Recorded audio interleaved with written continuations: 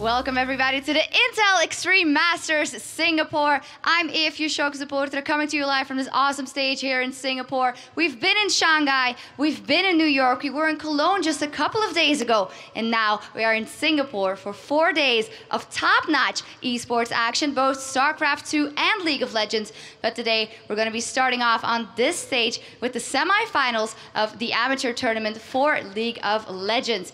And we're going to be starting off today with our first best of 3, the Japanese powerhouse Detonation Focus Me, as they take on Cyber Games Arena Legends. That'll be followed by the second best of 3 as Hong Kong Attitude takes on the Kuala Lumpur Hunters. In short, we've got a lot of action lined up for you today, and who better to guide us through it than our lovely casters Jason Kaplan and Joe Miller. Thank you very much, Shocks, and we are indeed in for a treat this weekend, both the pro and the amateur tournament filled with some really great names, some new names in there as well, which we're really looking forward to getting into. This first best of 3 will, of course, be one of them. Yeah, I'm actually really excited to see how these other teams do. For me, it's all about the Japanese team that's coming in here, because obviously, we haven't seen a lot of teams come in there, or from that obviously region. We haven't seen a lot of players really stand out either. But it's finally like their time to shine. We've had Turkey, we've had CIS finally get into the mix of things. It's their chance to make something happen here. But it's all up to them. Can they finally grab that chance? Well, let's have a look here, starting off with the pro tournament and the bracket that we've got coming your way this weekend. We've got some absolutely brilliant names in there. Starting on the top side, Taipei Snipers versus the Singapore Sentinels. These guys have already faced off twice in GPL, currently sat at 1 win apiece. On the bottom side of the bracket will be Saigon Jokers versus Taipei Assassins. They've also played a single time in GPL. Taipei Assassins having the bit of a run on that one. Then in the semi-finals, the 2 top-seeded teams, Invictus Gaming, coming out of China, of course, actually had a chance to talk to them a little bit last night, and CJ Enters Frost. In short, there's a lot of good teams in that pro bracket. Yeah, kind of considering we just came off Intel Extreme Masters in Cologne with Gambit, Fnatic, I mean, I can go with the list, Cloud9, CLG, Team Quality, The Red, all these amazing teams, and to go into Singapore having the same quality, if not even better. I really don't know who I'm rooting for this, though, this entire tournament. Well, today we're going to be giving our day over to the amateur side of the bracket. So let's have a look at that one here. And as we said, our first game coming up will be an interesting one. Detonation FM coming out of Japan, an area which we just don't really hear of when it comes to League of Legends. And then, of course, Cyber Games Arena Legends, they come from Hong Kong, actually one player from Macau, and then a little bit later on, Hong Kong Attitude, who are actually a really strong team and been doing well over in GPL, as are, of course, the Kuala Lumpur Hunters. We had them here last season at the Intel Extreme Masters Season 7 here in Singapore. They actually missed out on the playoffs due to a 3-way tie that all got a little bit messy on that last day. Yeah, it really did. And I think, Joe, if we both looked at who's a potential favorite coming into this, I think it would definitely have to be Hong Kong Attitude, because what they've shown already time and time again. But right now, it's honestly, all these other teams have had a chance to watch their gameplay, watch their style, and really learn from it, and come into this, trying to surprise everyone else. I mean, we saw Copenhagen Wolves just previously in the amateur tournament topple NIP with their new Lemon Dog roster. Like, anything can really happen right now. Yeah, and there's a lot of questions still to be answered, of course. And I think our first game is going to be, as I've said before, one of the bigger questions coming here into Singapore. The fact that we don't really know a lot about Detonation. Like, this is a team that play on the North America server from Japan.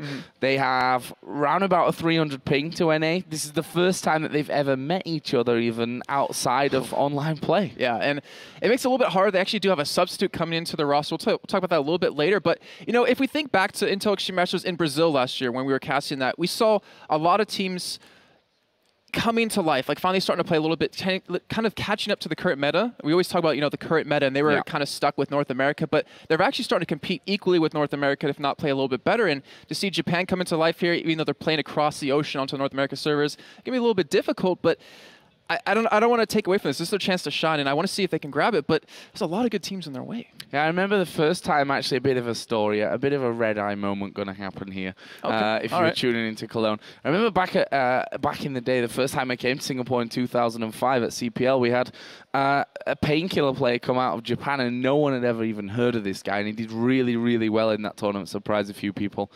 maybe this is a bit of a proving ground like it was for him back then for Detonation. Obviously, there's still a lot to take into consideration. The fact that they do play usually on the North American server. That's a 300 ping. That's obviously dropped down a lot here. They're going to be playing on less than 100. So that's always going to be a bit of a change, certainly to things like last hitting and what have you. Also, the fact that they've never met each other outside of their voice comms. I mean, this is the first time they've met each other in person ever. It's really funny because we talk to teams time and time again, what's the chemistry within the team? How do you guys all interact? And when you have a gaming house, everything changes, with TSM in particular. We saw game cribs with them following around and how they interact, but you have them first meeting.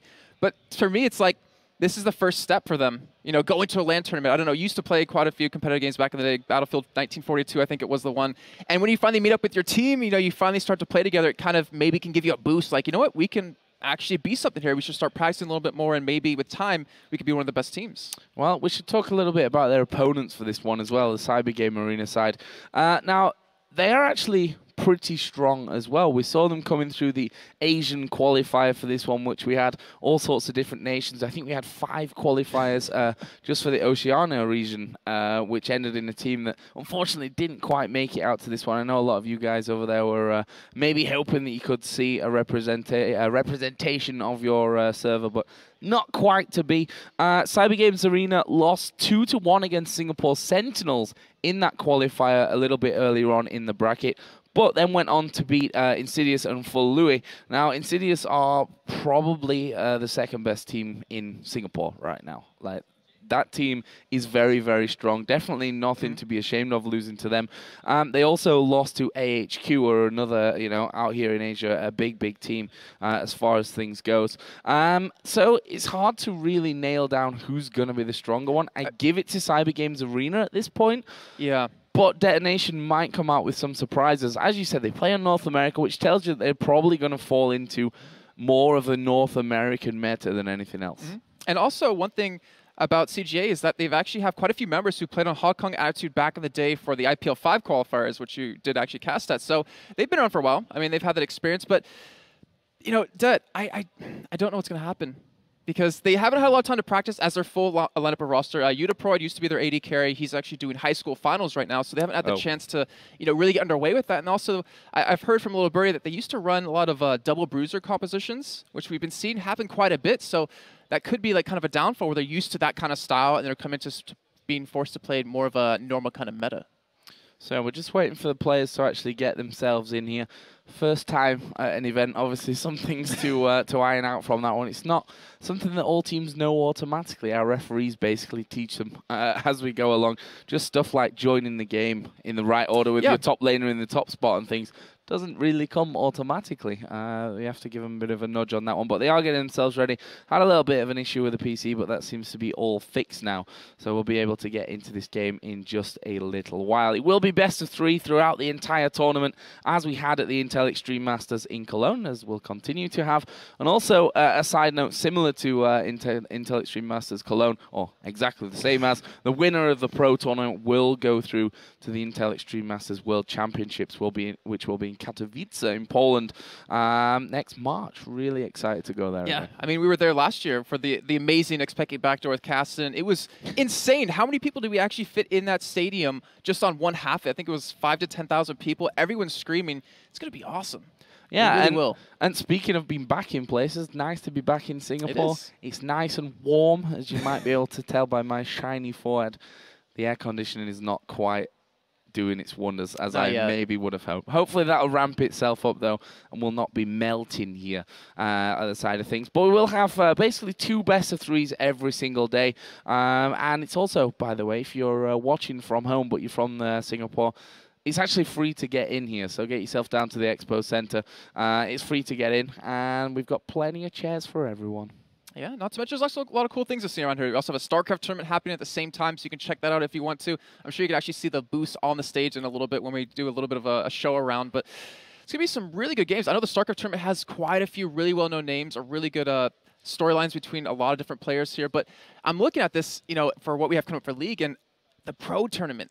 I honestly just can't wait. I mean, we had so many good teams back at Cologne. Gambit just Let's be honest. They kind of walked over. What was the word you used? They just murdered Fnatic or something like that. Well, that's a bit strong. Yeah, it was pretty close. Is the word Massacre that I use, seems a little stronger. which is probably a little bit stronger. I'm just going to tell the players that we're actually ready to go because it does seem like we are about to kick this one off. As I said, best of threes throughout the entire tournament, so you're not out right away if you have a bit of a dodgy game one. Obviously, last year when we came here, we had some interesting results. Everyone remembers Armageddon, I think, with their Warwick no smite in the jungle, which we thought was possibly going to be something revolutionary. Turned out to be just exactly we didn't even know they were a opposite. Dota 2 team back then. Like we were casting, like this could be something amazing. Like we've never seen them, and then we hear after, yeah, they're a Dota 2 team. You know, they kind of showed up and they tried to give it their all. They you know, I'll give them an A for effort. They got a little bit extra prize money, you know, or not extra. They got prize money for showing up too, but. Hopefully we won't see anything like that this time. I'm pretty sure we won't. I'm pretty sure we won't either. We've got a great roster of teams throughout both amateur and professional tournament here. Plenty of prize money on the line as well. $50,000 for the pro bracket and $20,000 for the amateur. Maybe even more importantly, as I said, that pro spot for the winner at the Intel Extreme Masters World Championships in Katowice in 2014. But it looks like we are ready to go in this one. So let's get into the picks and bans and figure out exactly what we're going to be seeing from these two teams. Yeah, I'm really curious what they're going to decide to ban out in this one. I mean, we saw in Cologne, we saw a lot of Elise bans come out. We saw a lot of Evan bans towards Diamond Prox. Obviously, you don't want to do that against him. You don't want to make him angry. But also, which we do already see some bans coming in, Riven being taken away. We've seen people starting to play her finally middle, and we've seen a lot of people not. Well, we've had a lot of people say they don't like going up against Riven because they just don't like the champion. They don't like the matchup. But instead of doing that, they just want to take it away straight out. So let's have a look then at these bans coming down. Riven, Lulu taken away by CG8, and Corki being picked off here by Detonation. Now, Corki, another one who's had his resurgence, I guess we can say, since the Trinity Force was changed around. Obviously, it has since changed again a little bit towards range champions, but still very strong. Shyvana, another one we saw at Intel Extreme Masters Cologne, has been very much prevalent across Asia as well. Just incredibly strong right now, and a ban is probably the best way to go if you don't think you're going to secure it. I like what we're seeing, though. The Lulu ban, it seems like a little weird, like why would you ever take out a support like that? But actually, President Ma over on Death's side has played her quite a bit. I mean, he used to be, I believe it was the top laner. No, it's not the top laner. He was the mid laner. Or he's a jungler. Sorry, thank you. Wow, you caught me right there. But now he's actually playing support because of the little swaps they've had come in. So they're trying to take him out of his comfort zone, it seems, a little bit here, as we do see another ban come in, Renekton, which he's just one of those champions top lane that you can't really push him out. Even in a 2v1, it's really hard. He's a pain. Yeah. Renekton is a pain. In a 2v1 lane, he's always fine. Generally, if a Renekton gets rolling, you have trouble stopping him, and that's the real problem with that one. Nidalee was the final ban here from Detonation, taking that one out, but they've left the good old Shen open. Something that, I think into the Extreme Masters Cologne, we saw relatively small amounts of Shen, actually, for the amount that he was up. Yeah. But Shen is always strong and is always dangerous. And Young Bucks showed us that over on the Copenhagen Wolves side. I mean, you just sit in the lane, you just stay alive as long as possible, keep farming up, maybe get a couple of kills here and there, maybe just obviously get assists from teleporting in, and then late game, you can split push, and they're so hard to really kill here, but the Fiddlesticks being sat on. I remember talking to Krepa during Cologne. He was saying a lot of the amateur teams, a lot of the challenger teams like to use a Fiddlestick support instead of an Annie, which we currently have available right now. And I'm kind of surprised to not see that champion locked in just yet. But for everyone at home, keep in mind this is on the 3.13 patch. And we do have, obviously, Syndra, Olaf, I believe it is Heimerdinger, and Severe all still banned out. So you can't still play those. But it looks like the Fiddlesticks will actually get logged in here. And a Darius, maybe. A first pick Darius. Wow. I mean, if you're gonna go in a 1v1 against Shen, it kind of makes sense for that true damage, so the armor won't really do too much to you. But I don't know. I mean, to me, I feel like there's a lot higher priority picks they could go for, and if they do pick up a Jax right there, they could run a jungle Shen, which Mikade from Meteor Makers used to do, or they could potentially run a jungle Jax. Well, we'll see about this one. We're still, you know, as much as we know about these teams, we can't compare it to what we know about most teams in the world. You know, if we look at the pro bracket, those guys are easy for us to research and to say, this is what they play, this is what they don't play. Been very difficult to really pin down what both of these teams like to play and what their trends are. So it's going to be a lot of surprise and a bit of a learning curve for us all, I think, to watch how these two teams really go at it. And one thing about being an amateur challenger team, it's not about copying the meta perfectly. It's not about, you know, oh, they played champion A, B, C, D. it's about taking your own style and using it your way with the current meta and trying to make it adapt to what makes you guys do well. And we saw Copenhagen Wolves do that. I mean, they don't play necessarily exactly what you should be doing in the meta, but they outplay the other team so well. They adapt perfectly, and that's what can make you an amazing team. So let's have a look then for DFM, which stands, of course, for Detonation. Focus me, and that's probably going to throw me off a couple of times in this game. DFM and just calling them Detonation. But at least you guys know where we're at. Vi Jungle, extremely strong at early levels, great initiation. Overall, very strong pick right now. The Caitlyn, not really a surprise coming in there. Corki was, of course, banned out, and Caitlyn definitely up there in the top 2 or 3 AD carries right now in terms of popularity. And that makes me even wonder why they don't run any support. We should also mention that Jinx and Lucian are available here as well, like they were in Cologne. All right, so Caitlyn, I mean, I've heard from a little birdie that that's actually one of his favorite champions. So obviously, going to play something he's really comfortable with. But the Fiddlesticks out, to me, that's still a little bit confusing. I mean, it's not a bad champion. Obviously, you can be very annoying in lane. But I'm trying to think in terms of synergy and in terms of composition, how it'll work later on. And right now, I don't really see too much just yet. So they're going with no AD carry. So, Jason, this is where you step in and become the expert. We're seeing the Lee Sin, Jax, and Shen. So we thought with Shen, top lane probably. Okay, Jax coming in. Maybe it's a jungle Shen, maybe it's a jungle Jax. Now we see Lee Sin being picked up there. So, double bruiser combination coming in. No AD carry. I think I know what it is. I think we're seeing Jax, Lee Sin in a lane. And we're having Annie like top or middle and Orianna top or middle and then a jungle Shen.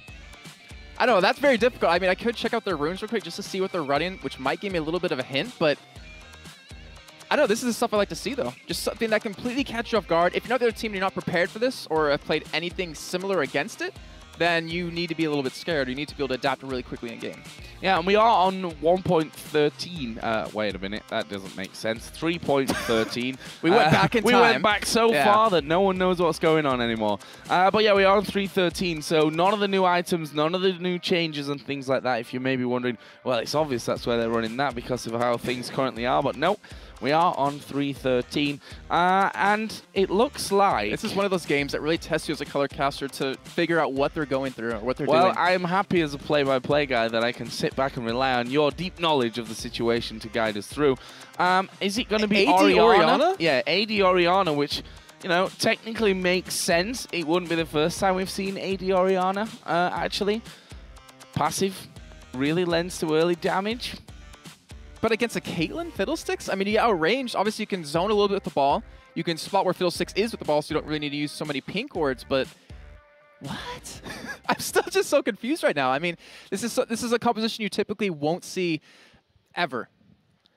Ever. And that's the beauty of it. We said it earlier that there's probably going to be a few surprises coming our way. Mid lane Shen. They're going to lane swap then. They have to lane swap. So here's the thing: mid lane Shen. We're assuming that this Shen goes mid lane just because Orianna's not there. He's got to be going solo lane. He's got to be going top or bottom. Sorry, well, bottom isn't a solo lane. He's got to be going top or bottom, and I think it's got to be AD carry support middle because that way Shen will get, or he won't get caught so easily there. Well, certainly a lot of questions going to be raised during this game, but we are about to get underway. Usually at this point, the first game of the day. Yeah, like, usually I'd ask you at this point, who do you fancy from the comps that we have, Jason? I'm not sure I can really put that question your way at this point, though. I mean, Double Bruiser really has a lot of setbacks. You don't have great range, or range at all when it comes to... Oh, and as it is an AP Orianna, so you don't have the range that you need, and the extra late game damage that AD carry really brings to life. And since that is an AP Orianna, I don't know. You know what? I'm just going with that. I don't know what lanes they're going to here. This is ridiculous. God help everyone. If Jason's not knowing it, then I'm certainly not in a position to say anything. But let's have a look at level 1 here and see if any funkiness is going to go down. We can see that the early ward here from Detonation was spotted by CGA. Annie already charging up that stun. The rest of Detonation actually were hanging around the bottom side of their river. And I'll just, at this point, put out a disclaimer that I am the cameraman here today. And you can flame me on Twitter for all my mistakes. I do it anyways after the show. No, you do a great job, Joe. But yeah, he's going to be observing here, and hopefully he won't miss any of the action. Hopefully he doesn't miss any first bloods here. No pressure, No Joe. pressure. But as we do see it, it looks like both teams just kind of lining up. We did have a couple of aggressive wards, as you did mention, for CJ over towards that top side. And there's not a lot of deep wards, which kind of concerns me if you're a DFM fan, because you want to be able to see where they're going for their lanes. Yeah, I think at this point, knowing the picks, you've got to have some kind of vision to set your lanes up properly. They'll obviously have lanes in mind from this one. Whether they're just going to go for a late invade, whether they're just going to start for a standard jungle here, we'll have to see. But from CGA's side, it looks like they're going to set something really big up here. They've got 5 men headed towards the bottom side of the river right now, and President Ma should spot them. There's the ward down, so this 5-man invade has been spotted. It's 5v4 if they decide to fight, and we can see that President Ma already started to recall there. They've put a ward over the top. Shen's going to go back, so 4 men are going to start off the blue buff. They're not even going to try to go for a smite still here. That ward going over the wall would have helped out quite a bit to go for that, but instead they're actually coming around the backside. Looks like they want to go for a fight here, Joe. Yeah, this, I'm not sure that they had it. Yeah, but you got real into that one. I want to see some fights break out. I want to know what's happening here. I was like, I'm not sure they're going to do that, hence my slowness to get around to it. But blue was taken in the end by Lee Sin, by Peace Might on Lee Sin. We are going to have, you got it right, Jason. Yes! You were on the ball here. Annie, Oriana, mid lane from CGA up against Cirrus's Gragas. Okay, I can analyze this a little bit here, Joe. Annie lies. Sorry. That wasn't even close. Annie. Yeah, okay. I'll let you go with that one. But so what we have here, why this comp usually won't work when you have an AP with a support, is the fact that AP champions will scale more off of levels and in terms of items. And when you're in a dual lane, obviously you can't get the levels as quickly as you would in a solo lane. So Oriana's going to be lacking a little bit in damage compared to her opponent Gragas here as the game does progress on a little bit later. And it might be a detriment, but depending on how far they keep Seros behind, it actually could work in their favor. Top lane, of course, will be Darius versus Shen. Darius, not a pick that we rarely see. No, sorry. It's not a pick we see often. Let me rephrase that. Not a pick that we often see. Yeah, and it's a very niche pick. I think in this situation it works out quite well, just for the fact that, well, he got to lane first, so he was able to get level 3 before 228 could even get level 2. He has true damage when he's level 6, so obviously he can just eat through any armor that Shen does have. And he can interrupt Shen if he's ulting away. Like, there is a possibility for that. Then when you get a Darius who just goes straight tank, he's really hard to kill, and he still always has that huge chunk of burst damage, or true burst damage, later on. And as we can see, the scoreboard is all kinds of crazy, but I'm not really sure how I remedy that at this point. I've got to be honest with you. I'm not sure where I should switch people to make it any better. The supports are lined up, the junglers are lined up. Everyone else is kind of having a bit of free-for-all at this point. But yeah, Godquiet and Sean in the mid lane.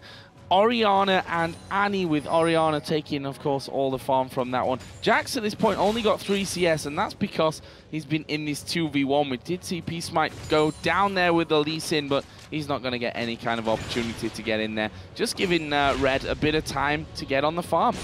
And Emmetoy is doing a good job of trying to harass Red as much as possible. I mean, he's, like I said, 7 CS. He does have that Doran shield. But right now, we do have Vi coming in. And at least going for a gank bottom here.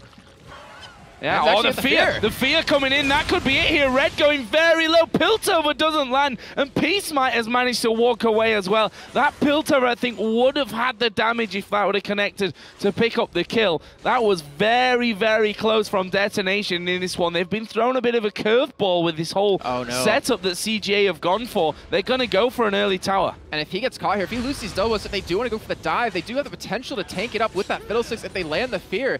But they're going to get the turn instead. You're right, Joe. So they're going to go for that early extra gold here, but I don't know if that actually works in their favor. If Jax gets left alone in a lane, you know how much of a nuisance he can be later on if you don't hurt him in farm. Well, they're going to have to back away from that one. Their minions all going to be cleared out. Annie started to move down this bottom side, actually, to maybe have a look. That was Sean moving in there. It's left Godquiet all alone in this mid lane. So, you know, going for bruisers, no AD carry. This Oriana is building AP. We can see Doran's ring start there. We'll have to see if, you know, his build changes at all, considering the fact of what they're going with.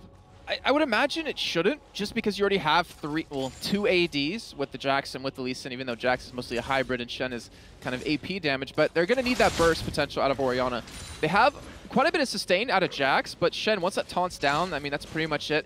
Lee Sin can do quite a bit as the fight progresses on, but they're looking just for that one kill, it seems, just to pull them together, get that Shen taunt across it.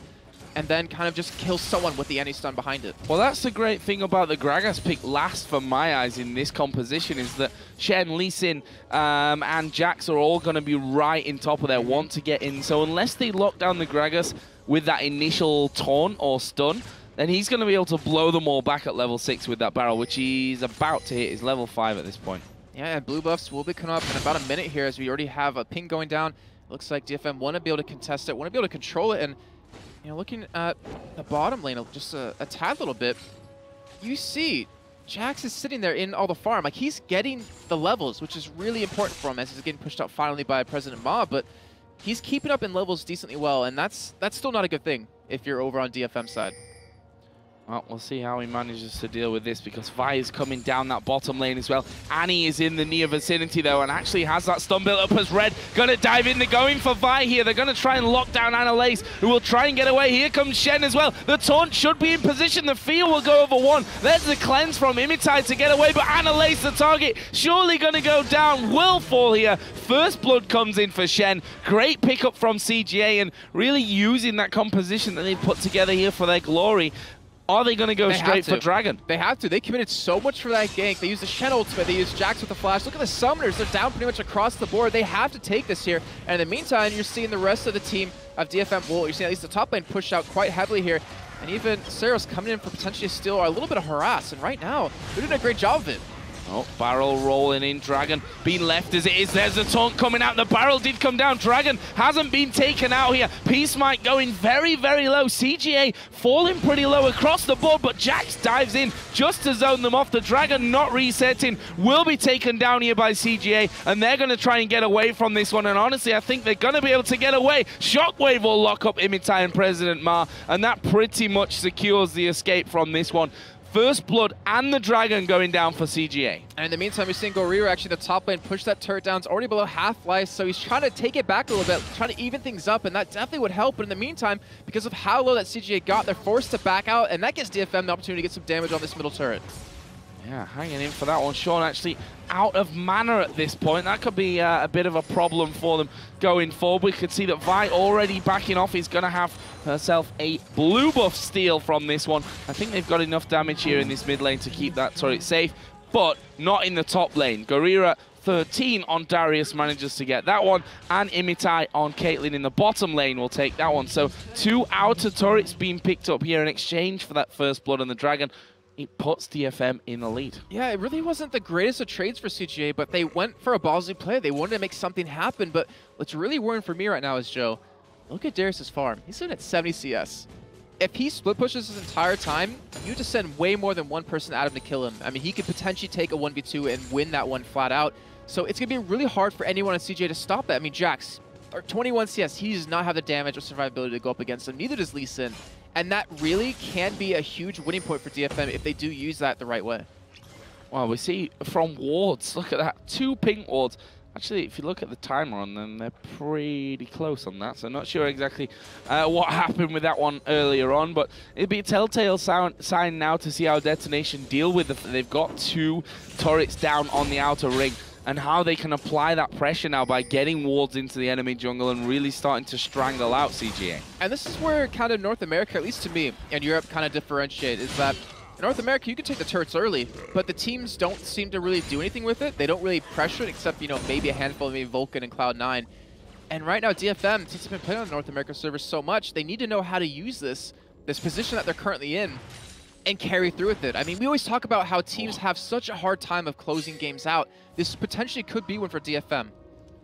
Well, we saw Vi actually coming around there. They tried to deal with Shen, got 228 down to less than half HP, but not quite able to finish things off. Jax knows that he can push this lane out, but actually can't push too far into things. Shen did actually burn his flash in that last engagement, by the way, in the top lane. Yes. So while we've got a bit of time here, we should maybe have a look through some of the items coming in. I'm gonna change this here and just put Orianna and Gragas at the same. I think that makes it easier for everyone to really compare to things. Obviously, that leaves us Shen and Caitlyn as the comparison for the bottom lane, but there's not much more we can really do from that.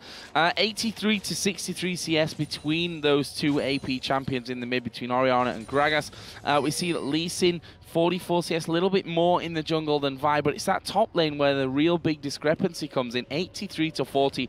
Plus the fact the AD carry and Shen are a little bit different, as we are going to see Godquai here in a lot of trouble. There we see Annalise will go down to the tower. They try to dive in. Barrow will get the kill for Seros, and I'm not sure that 228 is going to have the damage for this. He realizes that himself as well. Got the double bust there, Seros, as well. So that actually leaves CGA in the lead in terms of kills. But overall, I think not the worst trade in the world for Detonation. Yeah, and in the end, they pull Shen away again. 228 forced to go help out another lane, so he's not farming up, and that means Gorilla in the top lane can just keep pushing up as much as possible. Right now, oh, Caitlyn getting caught here. Yeah, but Tibbers actually did land there. They didn't know. Stun. Yeah, he didn't know because the 90 caliber net had already pushed Imitai away into the brush, so didn't have the vision that Tibbers had got that stun there, and I think he obviously thought that he'd missed that one, so they didn't follow on. I thought he did. Yeah, I thought he had as well. Yeah, and that's really unfortunate, but I don't know if they would have had the damage in the end to kill him. But right now, I mean, I keep talking about this, but I really want to focus on it because this is where DFM, their plan seems to be. Let Darius split push top, group up everywhere else, and force the rest of the team of CGA to group up against you. And when you have a 1v1 of a Darius for Shen, Darius will be able to win that one out, especially when Shen doesn't... I mean, he was forced to use Flash to get away in that last little fight that they had in the top lane. And as you see right there, he's running away right now, and he cannot deal against this damage. Having a bit of a hard time with that one, that's for sure. Gragas actually walking down towards this bottom side here as well, just causing a few problems for Peacemite on Lee Sin, getting the farm from the lane while he's there as well. Finally, we do see some kind of challenge to this Darius in the top lane. And by some kind of challenge, I mean not really much of a challenge, because Red has walked over this ward there by the blue buff, given his position away, and we'll see Gorilla 13 continue to farm and push that lane out. And as Jax comes back across, seen by the ward again, just backs away. Safe. CGA needs some sort of answer to that, whether it be pink wards, you know, Brian and Orko getting vision over your own jungle here, as we do see Sean being forced away. And they're going to go for this turret here, and because there's a two-man, or because Jax is already top lane, so they know they have the man advantage. Yeah, can't do anything about this one. That's going to go down. Assault and Battery coming in onto Sean there. That was risky. The Gragas barrel not really doing what they wanted, but look at the damage onto Lee Sin. He's still burning here, will be able to get away from things. A shockwave comes down, but it doesn't do any damage at this point. And that is DFM walking out of that one, almost taking down the Lee Sin. And that shockwave you just saw there was a direct result of having that 2v1 mid lane that we were talking about earlier. He needs the levels, which he's currently behind right now, 8 to 9. He needs that level 2 ultimate, or rank 2 ultimate at level 11. He just doesn't do too much right now. He does have quite a bit of farm, which is definitely a saving factor here. And Dragon coming up in about 5 seconds. This should be the next point of a fight breaking out right now. But with DFM committing so many ultimates just now in that last little bit of an engagement, they can't really contest. Yeah, CGA here have kicked this one off. And Stan United will be coming up here soon as well, though 228 is actually already down there. And you see that Detonation have decided, you know what, we can't challenge for that at all. We're just going to have to let this one go. So that's the Dragon going back over to CGA. And if you look at the gold, it's less than 1,000 between them at this point. Yeah, and that's mostly due to DFM getting those 3 turrets that they currently have down compared to the 2 dragons that CGA has. And we do have a relatively, well, no, not relatively, very early Oracle coming in for Peacemite on Lee Sin here.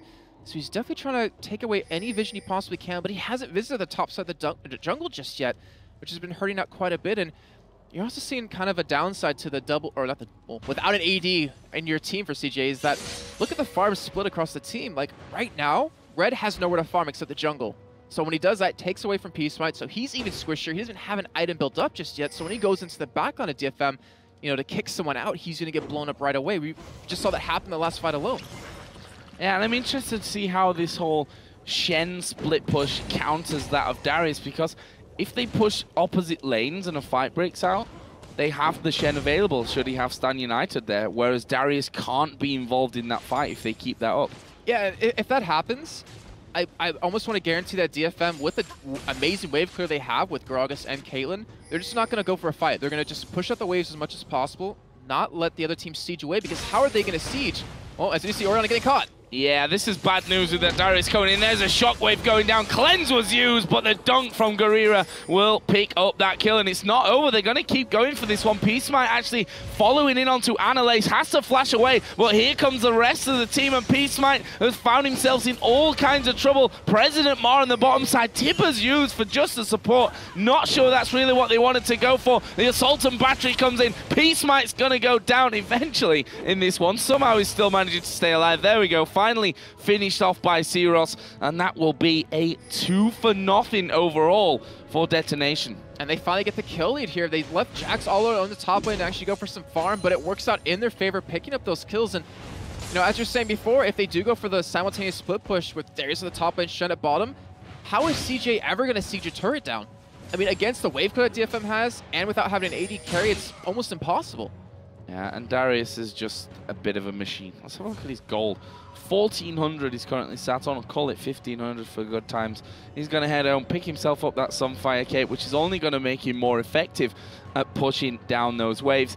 If we look at the ward coverage as well, quite a lot out on the field, but mostly from those sight stones from earlier on. We'll see how they all change things out a little bit later. The wards, at least what we do see for CGA, they're down in a, I'm going to say a little bit of an awkward fashion. Like, it doesn't really show what they want to do or where they want to push. Yeah. I think they're mostly just there for Dragon, just to get the, you know, the vision, just so they can take it cleanly. But they're not really going for any aggressive boards at all. They're not trying to necessarily push out. And, you know, you can talk about that on the DFM side as well. They don't really have anything aggressive down just yet. They do have an Oracle. We do see Vi getting caught. Yeah, face check from Analyze there. Here comes Gragas, though, going to split the team off. They go in towards Peacemite, and now Guerrera 13 headed in towards the brush.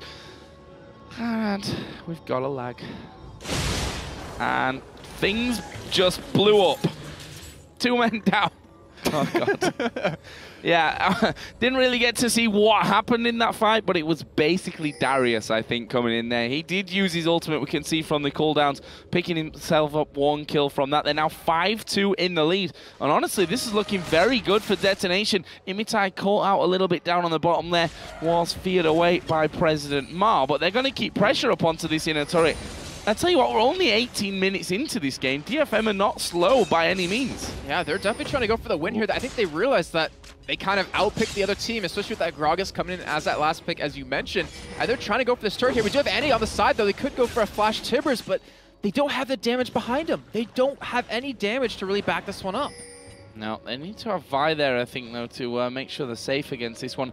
And I think the faster that they close out this game, the better, because the shockwave's only going to get stronger. Jax, we know, is just going to get hitting harder and harder and harder. If they close this one out soon, within the next 10 minutes, let's say, they're going to be, well, they should be stronger on all fronts. Yeah, I definitely agree with that one. And it comes down to what's the next play? Like, what do they want to go for? Baron, it's always one of those shiny things that, like, hey, it looks like, you know, we can take that and we can feel confident diving with it, but most teams don't necessarily need it. It's about, do you feel confident enough to do it without it, or do you feel like you're a good enough team to not necessarily need it? But we do see Darius is going pretty much full tank. Even Seros able to almost get his death cap done. We do have Imitai going for his Infinity Edge, but it's not done just yet.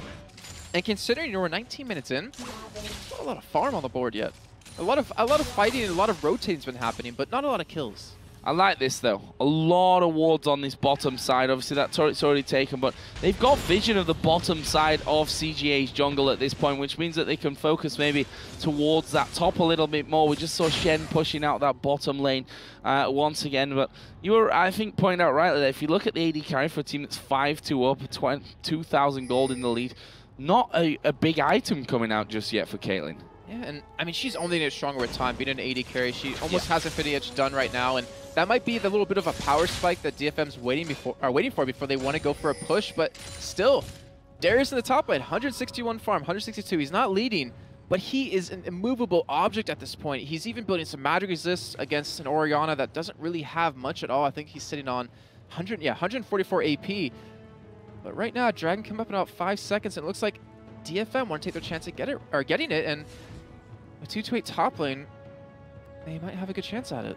We just saw a pink ward being put down there to clear things out. There is an Oracle on Sean, which makes him even more of a juicy target. Take down that Annie and stop that from happening, and the red buff is going to be taken away there by DFM. We did see Lee Sin come in, throw out the Sonic Wave to maybe just have a hint at stealing, but that didn't quite work out. And that will be, yeah, almost 900 gold now for Imitai. So he's going to be able to pick up that Infinity Edge on his way back home, pushing out this bottom wave as well, just to make sure that Shen doesn't get too close to the turret. And speaking of turrets, not one has gone down yet from CGA's side, and we can see that actually all of them sat at around about half HP. They've not really made a dent on that front. And that problem comes back into their composition. They don't really have anything to push out against Darius. They don't have an AD carry to siege any turrets. They don't really have a strong AP mid because, you know, he's held back in levels a little bit when they ran that 2v1 middle. So right now they're just kind of hurting based on composition alone, and I'm not really sure what they can do, bar a mistake from DFM's side, to kind of get control of this game. Maybe a sneaky Baron, but they don't really have the damage to do it either. Yeah, that worries me as well. I mean, we've got Jax now with a Trinity Force, always a good sign for a team that has a Jax on their side. And with that, we'll actually pick up their first tower of this entire game so far with that push there on the bottom lane. We're now going to see them just backing off a little bit at this point, but they're behind here, 2,500 gold almost, and it's still not masses. But as you said, the composition leaves, in my eyes, a lot to be desired from CGA's side. Yeah, and I mean, Double Bruise is a little bit more common in 3.14, but obviously we're on the 3.13 patch here, so it's not really going to work out too much. But we did have a ping come down over on CGA's side for Baron, but DFM obviously wasn't doing it, and they're going for a blue control here yet again. Yeah, and they're probably going to get this one as well. Darius actually is going to pull Lee Sin into this one, but they care more about that blue buff. But this is going to be a 3-on-4 as Tibbers does go down, but the rest of the team being zoned out. There's the Gragas barrel to push them away. Now Shen going to be attacked. He forced a flash over, but only into the rest of the team. Fiddlesticks manages to get the fear down. The barrel picks up the kill, and that's a 1-for-0 with the blue buff stolen away. Again, this Orianna not had the blue to work with. That was a 3-on-4 fight. DFM only had 3 people there, but the power of Gorira was enough to really hold them back. He literally just sat between him and 3 members of CGA for the rest of his team, and they just stayed away because they didn't have the damage. They could not survive the true damage coming out of him. And this is DFM just bowling their way through. Well, I'm not sure how CGA are really going to hold on to this one. They have Jax maybe to jump in there. You can throw a Shockwave out, which is going to be doing a bit more damage right now since the workings of that Rabadon's Death Cap have been picked up by God Quite. But, you know, still, we just saw there, this Darius is bullying a team of bullies, and that is not a good sign. It really isn't. It's shown how the game's gone. It's shown how CGA kind of potentially lost at picks and bans. But right now, I mean, they're trying to push out. They're trying to get a little bit of extra gold here. But again, without an AD carry, you can't siege turrets down that quickly. Having Saros be so fast around the map with his E makes it really hard for them to take a turret down quick enough. I can see there, Saros just sat underneath the tower, quite happily farming up as he goes. And he's going to throw the barrel out there. They go for God Quite, who's going to be... Oh, they forced out the Stan United. They didn't need to use that there. That was a very premature call, I think, from CGA. Yeah, it definitely that stops Shen's split push potential completely now. It definitely does, and that's going to hurt them quite a bit. And he's starting to get to the point where he's, you know, relatively tanky, where Darius shouldn't be able to kill him as easily anymore. And you can see, you know, within these levels, no one's even hit level 16 just yet. No one has that rank 3 ultimate, and when that happens, which DFM is the closest man there on Saros, his damage is going to get spiked up even more, but they're already starting to siege away at this turret. They want to take this down, and as long as Imitai plays this safely, they should be able to take it. Yeah, Analyst there right at the front, and Red getting the ball on his head. That could be the one saving grace if they manage to get the stun down from the Jax. If they get off a good shockwave that pulls enough people into it.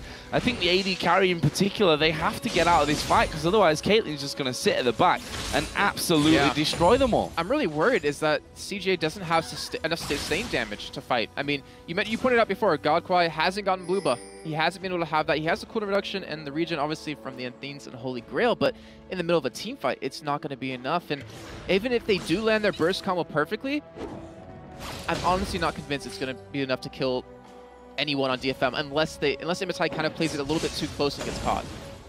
This could be risky, though. They've sent Vi top, so they know this is a 5v4, and we can see that CGA pushing out instantly from that one, seeing Vi, but now they're going to see, okay, Shen's down bottom, doesn't have Stan United available, used it a little bit earlier on in that mid lane to protect Godquai on Oriana.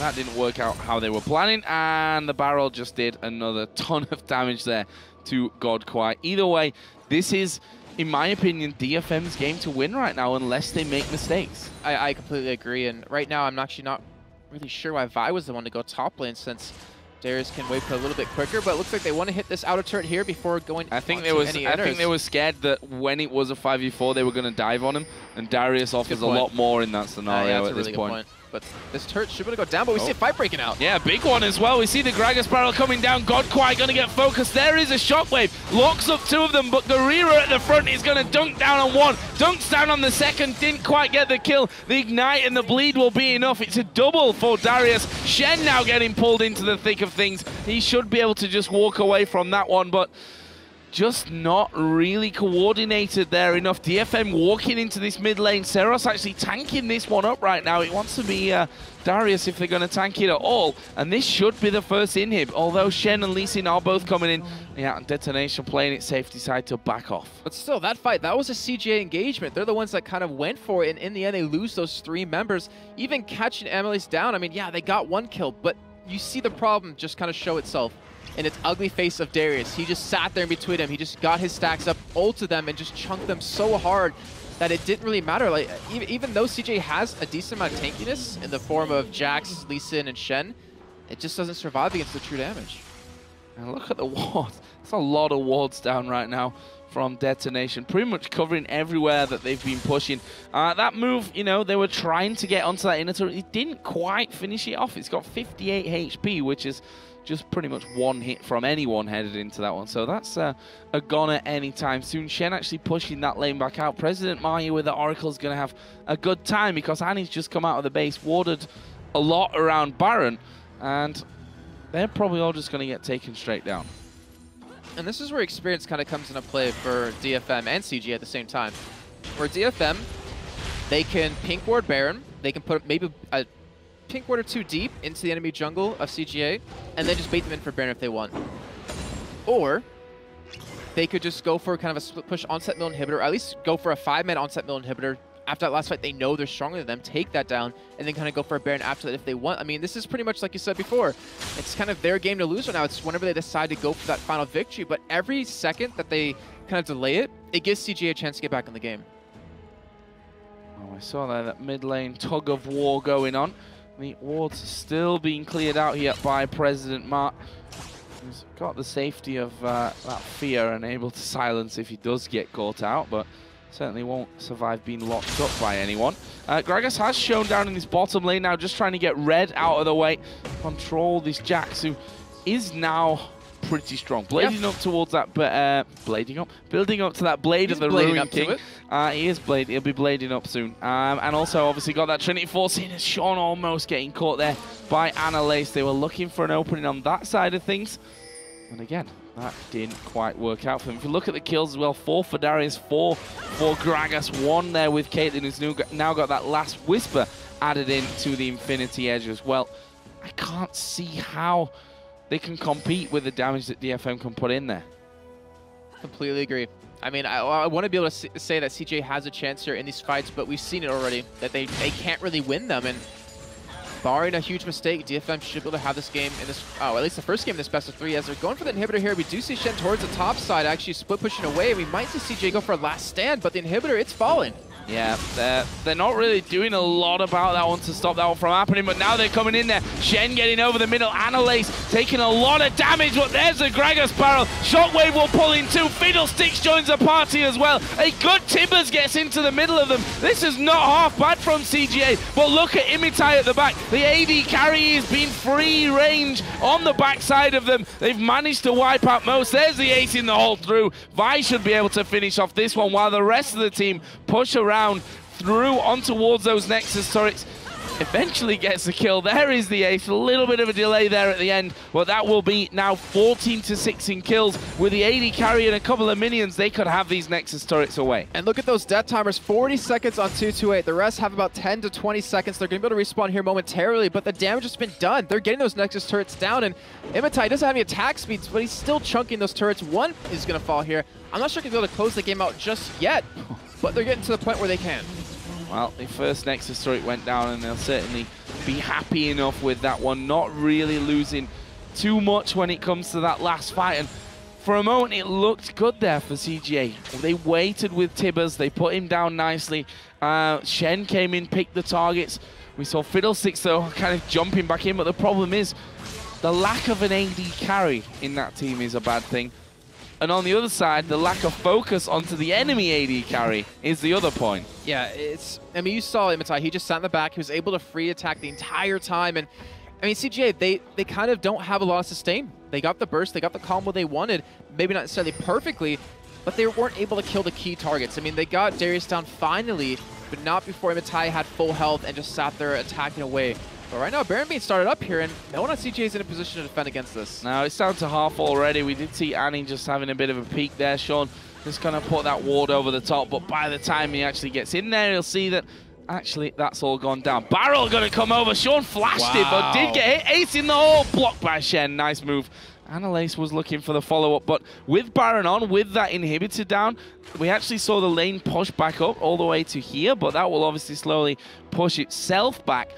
I mean, Detonation only have to work and wait for those super minions to start coming in. Yeah, and right now, I mean, they do see Red, split pushing, but they don't really care. I mean, he's going to maybe get that turret down, maybe get the inhibitor turret of the second one, but in the meantime, they're going to get inhibited themselves. They're going to get another next turret since there's only one standing, and they could probably just finish up this game in this next team fight. If they go for a fight here with Baron buff, they're going to win it. Yeah, this is very dangerous to be fighting for this one on one side of things. Oh, going all the way through there with the Assault and Battery. Shockwave does come in with Tibbers on the top side. Decent taunt as well, but it's all on to Darius. He's a tanky beast right now. They'll quite happily take all the ultimates. Detonation, they've lost health on Gragas basically, and on the support. Okay, Garura is down to half HP. There's the barrel though to pull in. That is the Jax going down. Shen got into the middle of them, but he's going to suffer. Pulled back in there as well. He's going to get dunked down on by Garira, and that is just 3 men left standing. Super minions coming in. This should be game. Yeah, they should be able to take this last Nexus turret down. Who's going to defend against them right now? As you see, Anna is actually just pretty much keeping them away. What a pull-in from Darius. But they're not going to get the kill. They're going to get the victory at least. Yeah, Fiddlesticks there came in on the backside as well. It doesn't matter either way. That will be game number 1 going towards Detonation. The Japanese side starting out strong, and you can see how much it means to them here. First game ever on an event, in a real-life setting, I guess you could say. They've only met each other for the first time in real life coming into this event. And it's a great start for them. I mean, I think on one side, you've got to look at the CGA picks and think, what were they thinking from that? Like, how was it going to work for them? Don't look at me. I mean, you can't not have an AD carry in this current, at least, state of the game. You need to be able to run something like that to be able to siege turrets down. I mean, if we talk about turrets, 10-2 in favor of Detonation. They could not siege anything away. The only chance they did get a turret down was when the other team wasn't there to defend against it. And, one thing I do like, though, about DFM is that they adapted really quickly. They were pushing turrets down fast. Like, they knew exactly what they wanted to do. They had a game plan with that Darius, and they executed it really well. Yeah, they did, and they followed on. Lots of wards down.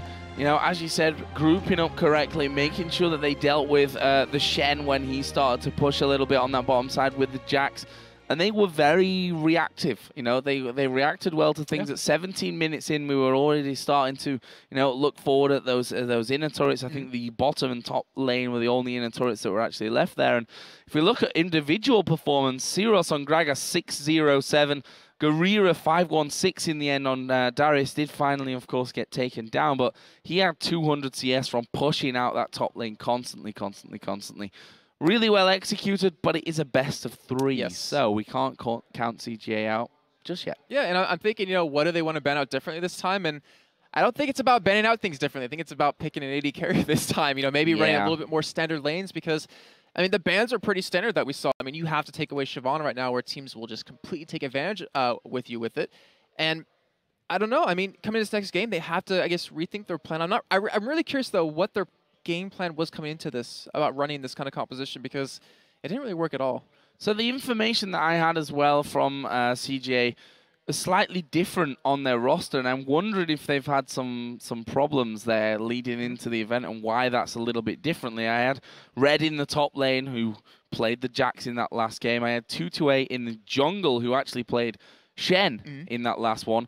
Then Seng, who's completely missing from the roster. Godquai was the AD carry, played Orianna. Thought we might see an AD Orianna coming out of him. Sean, support is in there. So I'm not sure if any little changes happen in that one. Maybe we can hear that later on from Shocks with the players. Either way, that didn't work from CJ. They have to go back to a more standard meta. I like how you pointed it out, though, because actually, even on DFM side, we had different rosters come in.